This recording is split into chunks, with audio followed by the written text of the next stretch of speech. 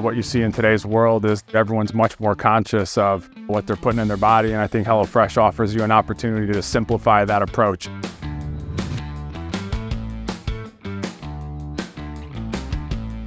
The desire to increase the level of automation was to increase our capacity levels so that we could ship meals to more customers. One of the missions of HelloFresh is to bring families together at the dinner table. The customer base has grown dramatically, right? And on top of that, also our SKU offerings as well, which is another super important part of this technology that we've put within the buildings. And that is to allow for more selection from a recipe count and also allowing you to choose more add-ons from our marketplace as well to supplement those recipes too.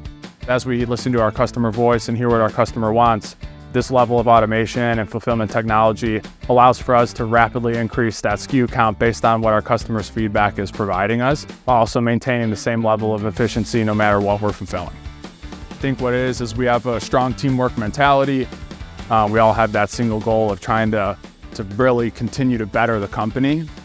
The company is also a big believer in continuous improvement efforts, and so we believe that something can always be made better. We do feel like we are providing a service that allows families to come together, and that is part of our broader mission.